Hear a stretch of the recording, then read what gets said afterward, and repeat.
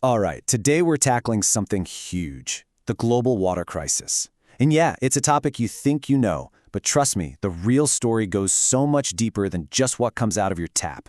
Think about it. Have you ever really worried about your tap running dry? For most of us, it's just there, a simple, thoughtless act. But imagine if it wasn't. What if that certainty just vanished? That's not a hypothetical, you know. It's the daily reality for millions, and that number is growing. This quote right here, it hits hard. Normal is gone.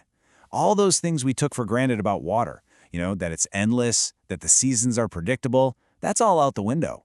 We're in a totally new ballgame now, and frankly, it's a dangerous one. Okay, so let's get into the scale of this thing. Just how big of a problem are we talking about here? Let's look at the raw data. Okay, get ready for this number. By the year 2050, the UN projects that over 5 billion people, 5 billion, could be facing water shortages.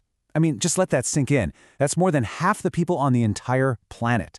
And this isn't some far-off future problem. Look at this map.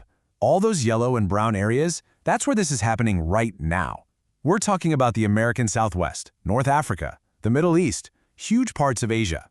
For people there, severe water stress isn't a headline. It's just life. Now, it's important to know that water scarcity isn't just one thing. There are actually two main kinds. You've got physical scarcity, which is exactly what it sounds like. There's just not enough water to go around. But then there's economic scarcity, and this one's different. The water might actually be there, but because of bad infrastructure or lack of investment, people just can't get to it. And because of that complexity, you get these really surprising situations. I mean, take Sao Paulo, Brazil. It's a place that gets a ton of rain, right? Like 50, 60 inches a year.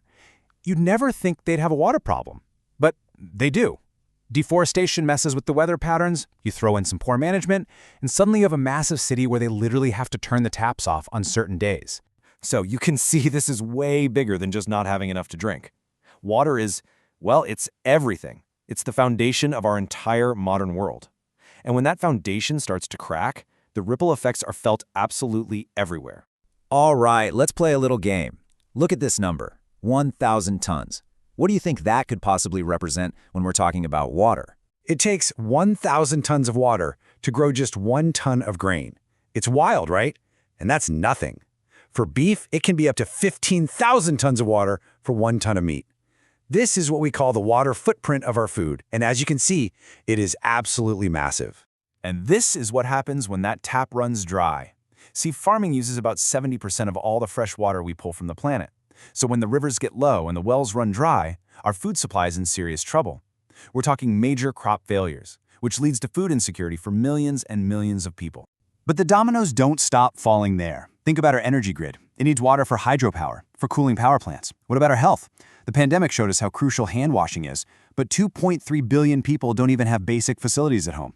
Then there's the economy. Droughts cost billions in losses. And it gets even more serious. It can become a push factor multiplier, which is a fancy way of saying it makes bad situations, like social unrest or political tension, way, way worse. All those numbers and stats can feel a bit abstract, but this is what it actually looks like for a human being. This is from a Syrian farmer, Adnan. I wish we could go back home, but there is no water. Before the war in Syria even started, a huge drought forced farmers just like him off their land and into crowded cities. You can imagine the tension that created. It's a heartbreaking example of how a water crisis can light the fuse for an entire region.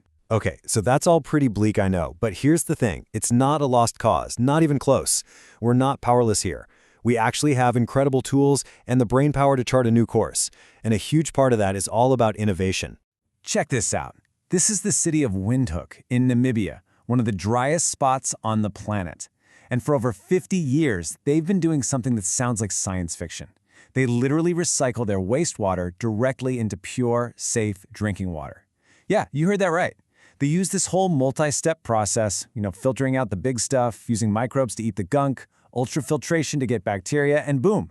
What goes down the drain comes right back out the tap, perfectly clean. It's amazing. It's about a quarter of their entire water supply. And the same kind of leap is happening in farming. For ages we've used flood irrigation, which is basically just dumping tons of water on a field and hoping for the best. Super wasteful.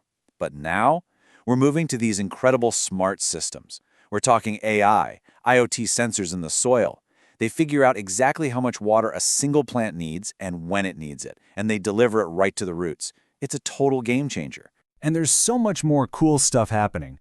We're using solar power to make desalination, turning salty ocean water into fresh water way cheaper and cleaner. We're also getting smarter about working with nature, like restoring wetlands that act as amazing natural water filters. And even in our own homes, simple things like reusing gray water from our showers to water the garden are making a real difference. But listen, all the fancy tech in the world isn't a magic fix. It's not a silver bullet. Because the other half of this equation, maybe the most important half, is about us. It's about people. How we decide to manage and share this precious resource, that's just as critical as any new gadget. And sometimes the best new ideas are actually really old. Take these Asa Securia systems. They've been around for centuries, everywhere from North Africa to New Mexico. The concept is so simple but so powerful. Basically, no single person owns the water. The whole community has a right to it. And when a drought hits, everyone's share gets reduced by the same amount. It's fairness and resilience baked right into the system. And that spirit of collaboration is absolutely essential. The solutions that really work involve what experts call polycentric governance, which is just a way of saying you have to get everyone involved. Local communities, national governments, private companies, everybody. You have to get citizens engaged, because when people understand the problem, they help find the solution. And crucially, it means partnering with indigenous communities and respecting their incredible, deep knowledge of the land and water, which they've been managing sustainably for thousands of years. You know, water expert Brian Richter sums it up perfectly.